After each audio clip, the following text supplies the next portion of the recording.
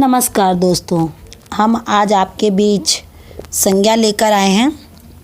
तो चलिए, व्याकरण का महत्वपूर्ण एक पार्ट है और हर एग्ज़ाम में इससे लगभग 1-2 क्वेश्चन पूछे ही जाते हैं। तो चलिए, आज हम आपके क्या पढ़ेंगे, संज्ञा। संज्ञा के बारे में सभी जानते हैं। आप हमारी वीडियो को लास्ट तक देखिएगा ताकि आपको संज्ञा के बारे में पूरी जानकारी हो जाए। और हम रोज़ आपके लिए एक नई वीडियो अपलोड कर देते हैं जो हर परीक्षा की दृष्टि से बहुत ही महत्वपूर्ण है। इसलिए अगर आप मेरे चैनल पे नए हैं तो चैनल को सब्सक्राइब करिए और वीडियो को अपने दोस्तों में ज़्यादा से ज़्यादा शेयर करिए ताकि उनकी भी आप हेल्प कर सकें। चलिए, तो आपका समय ना लेते हुए हम शुरू करते हैं संज्ञा। तो आज हम पढ़ेंगे संज्ञा के बारे में। संज्ञा क्या है? देखिए, ये लगभग व्याकरण की बुकों में दिया होता है। तो चलिए हम संज्ञा का परिभाषा पढ़ते हैं। किसी भी वस्तु, व्यक्ति, गुण, भाव, स्थिति का संज्ञा के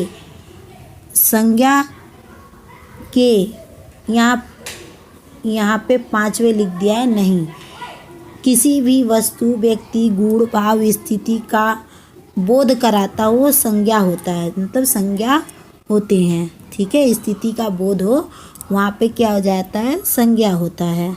ठीक है, देखिए यहाँ पे दिया हुआ है किसी भी वस्तु, व्यक्ति, गुण, भाव, स्थिति का बोध, यहाँ पे लिखिए बोध कराने वाले शब्द को संज्ञा कहते हैं। ठीक, ये थोड़ी सी इसमें है।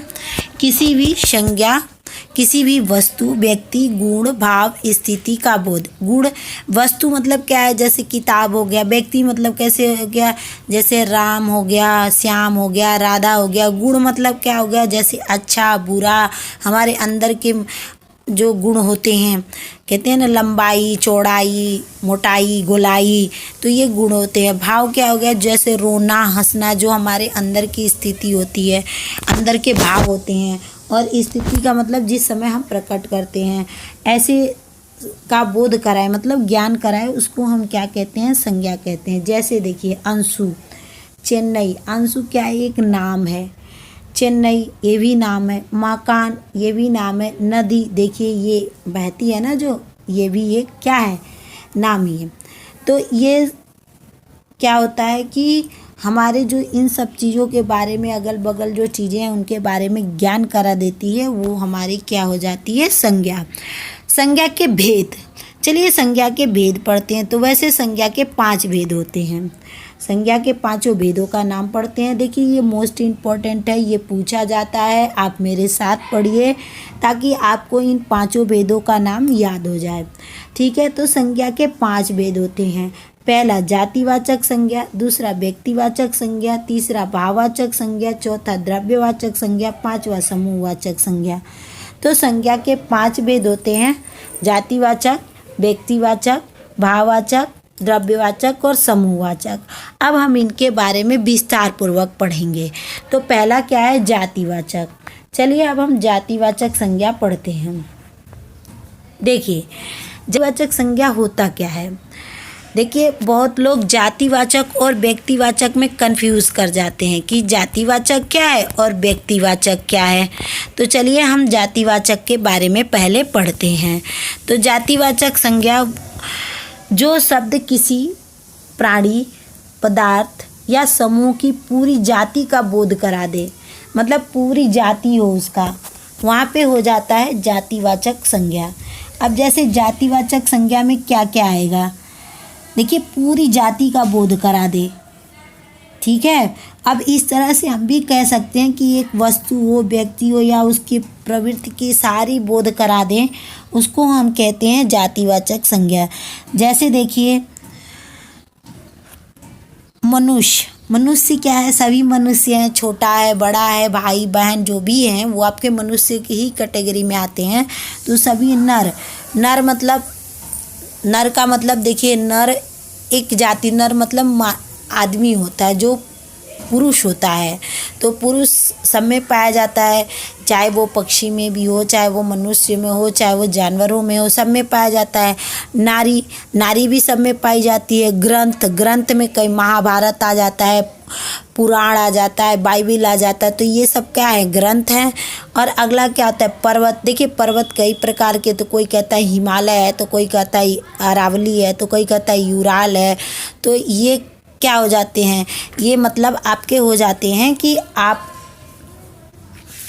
कई पर्वत, मतलब सब के नाम अलग अलग है, लेकिन वो एक ही जाति में आ रहे हैं कि वो पर्वत हैं। कुत्ता, देखिए कुत्ता कई तरह का होता है। कुछ लोग कुत्ते की प्रजातियाँ देखिए कई तरह की, उनकी कई नामें होती हैं, लेकिन वो आते किस में, कुत्ते की जाति में आते हैं। हाथी, हाथी भी एक जाति ही होती है। फल, फल में कई तरह के फल आते हैं, सेब भी होता है, संतरा भी होता है, लेकिन उनके नाम अलग अलग होते हैं, लेकिन हैं वो फल की ही गिनती में। तो ये एक जाति का बोध जो करा दे। नगर, नगर में क्या है, देखिए कोई कहीं का नगर का नाम लेता है, कोई देखिए कोई कहेगा अम्बेडकर नगर, कोई कहेगा कोई और नगर, कोई कहेगा कोई और नगर। तो जहाँ पे नगर, नगर मतलब है तो वो एक तरह का गांव टाइप का, नगर टाइप का, लेकिन नाम अलग अलग है। लेकिन नगर तो है, जाति आ गई उसकी। तो ये आपके आ जाते हैं जातिवाचक संज्ञा में। इतना चीज़ आप याद रखिएगा। जातिवाचक संज्ञा में देखिए जैसे एक ये भी आ जाता है कि देवता, देवता में देखिए सभी देवताएं होती हैं। जैसे देवता होते हैं, जैसे शिव हो गए, विष्णु हो गए। फिर आ गया देवी, देवी में दुर्गा हो गई, काली हो गई। तो ये क्या है, ये अलग अलग मतलब उनके नाम हैं, दुर्गा, काली, सरस्वती, लेकिन हैं क्या, ये देवियाँ हैं। ठीक है। जैसे पुस्तक, पुस्तक में देखिए कई तरह की पुस्तकें होती है। कोई ईवीएस होता है, तो कोई साइंस होती है, तो कोई एसएसटी होती है, लेकिन ये क्या है, ये सभी पुस्तकें हैं। तो इस तरह का जो बोध कराता है वो जातिवाचक संज्ञा में आते हैं। ठीक है। अब हमको जहाँ तक उम्मीद होगा आपको जातिवाचक संज्ञा मालूम हो गई होगी। अब आगे चलते हैं। आगे है व्यक्तिवाचक संज्ञा। अब देखिए व्यक्तिवाचक संज्ञा को हम पढ़ेंगे।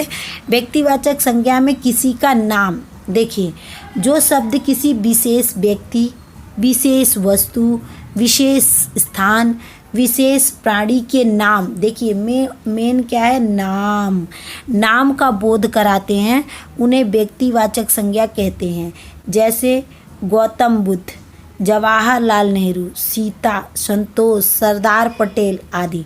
देखिए जहाँ पे नाम होता है, देखिए हमने कहा ना कि आपको जातिवाचक और व्यक्तिवाचक में इतना ही अंतर मिलेगा। यहाँ जैसे पर्वत दिया है, तो पर्वत का मतलब हिमालय होता है, अरावली, यूराल, बहुत से पर्वत के नाम हैं। गोवर्धन पर्वत आपने सुना होगा।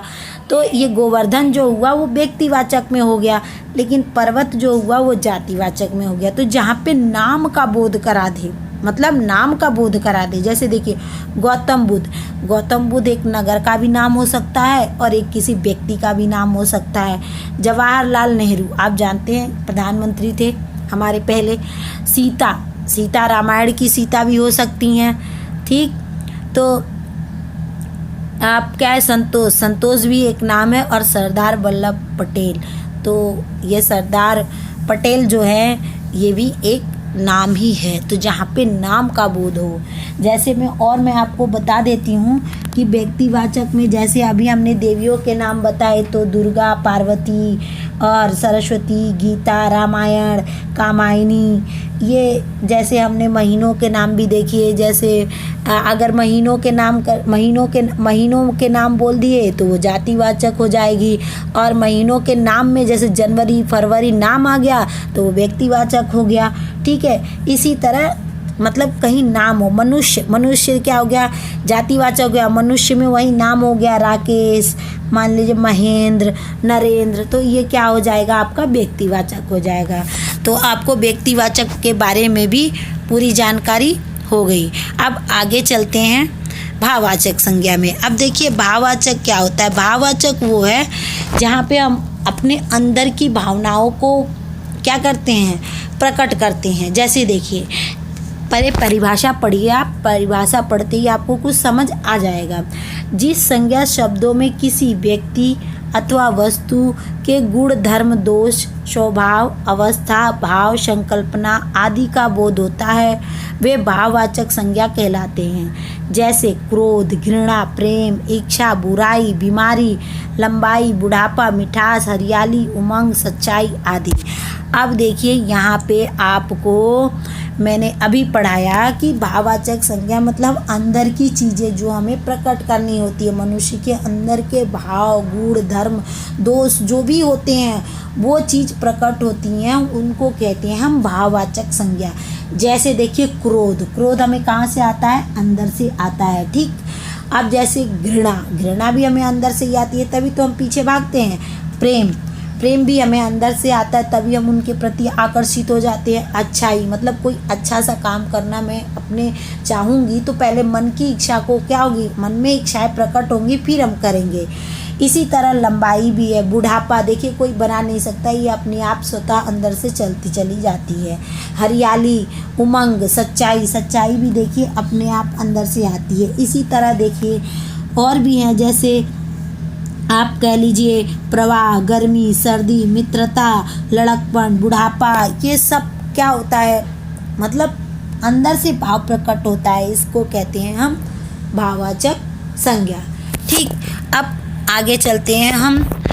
आगे है आपका द्रव्यवाचक संज्ञा। द्रव्यवाचक में देखिए जिसको हम क्या करते हैं, माप तोल सकते हैं पर उसकी गिनती नहीं कर सकते हैं। मतलब किसी को तौलने में हम इस्तेमाल कर सकते हैं लेकिन हम उसकी गिनती नहीं कर सकते, गिन नहीं सकते हैं। जैसे 1 2 3 4 5 करके हम काउंटिंग उसकी नहीं कर सकते हैं। चलिए परिभाषा पढ़ते हैं। द्रव्यवाचक संज्ञा में उस द्रव्य का पदार्थ का बोध होता है जिसे हम माप तौल सकते हैं पर गिन नहीं सकते, उसे द्रव्यवाचक या पदार्थवाचक संज्ञा कहा जाता है। जैसे लोहा चांदी सोना पीतल लकड़ी ऊन और प्लास्टिक। तो देखिए ये सब जो चीज़ें हैं, अब इसमें क्या कर सकते हैं हम, इन्हें हम तौलते हैं, ठीक है। जैसे आप लोहा लेने जाते हो तो पीस से नहीं देता, वो तौल के देता है। चांदी भी आपको ग्राम में या किलो में तौली जाती है, सोना भी उसी तरह है। तो ये सब चीज़ें जो हम गिनती नहीं करते, इन्हें क्या करते हैं हम तौल कर इस्तेमाल करते हैं, तौलते हैं मतलब नापते हैं, नाप तौल करते हैं। तो ये हो जाता है हमारा द्रव्यवाचक। द्रव्यवाचक में कुछ और चीज़ें भी आ जाती है, जैसे खून हो गया जल हो गया दूध हो गया दही हो गया घी हो गया तेल हो गया पानी हो गया। इस तरह की जो है चीज़ें हम क्या करते हैं तौलते हैं, ठीक है, या मापते हैं लीटर में, ठीक है। लीटर में हो गया मीटर में हो गया, कपड़ा हो गया उसको भी तो हम मापी तौल कर सकते हैं। तो इस तरह की चीज़ें जो हम मापते हैं या तौलते हैं वो हमारा होता है द्रव्यवाचक संज्ञा में। आगे चलते हैं समूहवाचक संज्ञा। समूह का मतलब होता है भीड़, जहाँ पे एक साथ कई लोग इकट्ठे हों। देखिए परिभाषा देखते हैं। जिन संज्ञा से अनेक वस्तुओं या प्राणियों के समूह का बोध होता है उसे समूहवाचक संज्ञा कहते हैं। जैसे भीड़ सेना पुलिस मेला सभा समिति दल आदि। तो देखिए आप समूहवाचक संज्ञा है जिससे हमारे समूह का बोध हो। समूह मतलब एक जगह कई लोग इकट्ठे हो। अभी तो कोरोना वायरस चल रहा है तो 2 गज दूरी बहुत है ज़रूरी, तो यहाँ पे वो चीज़ नहीं है। यहाँ पे है एक साथ, जब ये वायरस नहीं था तो जहाँ पे एक साथ का बोध हो वहाँ पे समूहवाचक संज्ञा होती है। जैसे भीड़ में देखिए एक लोग नहीं होते, अनेक लोग होती है। सेना में भी एक लोग नहीं होते, बहुत सारे लोग होते हैं। पुलिस कभी अकेली नहीं होती, पुलिस के साथ कई लोग होते हैं। मेला में आप एक लोगों को नहीं देखेंगे, हज़ारों लोग रहते हैं मेला में। सभा इसी तरह सभा भी होती है। समिति में भी बहुत सारे लोग। और दल क्या बोलते हैं, एक साथ कई लोग इकट्ठा हो आदि। ऐसे शब्द जहाँ पे आते हैं वहाँ पे हम कहते हैं समूहवाचक संज्ञा। अब देखिए जैसे हम कहते हैं गुच्छा, अब गुच्छा भी वही होता है। झुंड में भी एक ही साथ कई लोग रहते हैं। गिरोह में कोई एक लोग थोड़ी ना होते हैं, बहुत सारे लोग होते हैं। हाँ, जैसे कहते हैं जमावड़ा, जहाँ कई लोगों का हो तो कहते हैं ना यहाँ पे बहुत ज़्यादा जमावड़ा लगा था। तो ये सब ऐसे शब्द जो आते हैं वो समूहवाचक संज्ञा होते हैं। चलिए अब हम आपको बताते हैं जो महत्वपूर्ण संज्ञा का बहुत ही महत्वपूर्ण पार्ट है कि जातिवाचक संज्ञा से हम भाववाचक संज्ञा को कैसे बदलेंगे। देखिए इस पे बहुत सारे क्वेश्चन आते हैं आपके एग्जाम में, बहुत ही मोस्ट एकदम इम्पॉर्टेंट क्वेश्चन आना ही आना है। जैसे देखिए जातिवाचक संज्ञा से भाववाचक, जातिवाचक संज्ञा क्या हो जाएगी, विद्वान। विद्वान एक जातिवाचक है, लेकिन इसको जब आप भाववाचक में बदलेंगे तो क्या हो जाएगा, विद्वता। ठीक, फिर अगला चलिए मित्र, तो इसको भाववाचक में बदलिएगा तो क्या हो जाएगा, मित्रता। इसी तरह स्वामी, तो जब इसको भाववाचक में बदलिएगा तो क्या हो जाएगा, स्वामित्व। फिर हो जाएगा देव, और इसको भाववाचक में बदलिएगा तो देवत्व।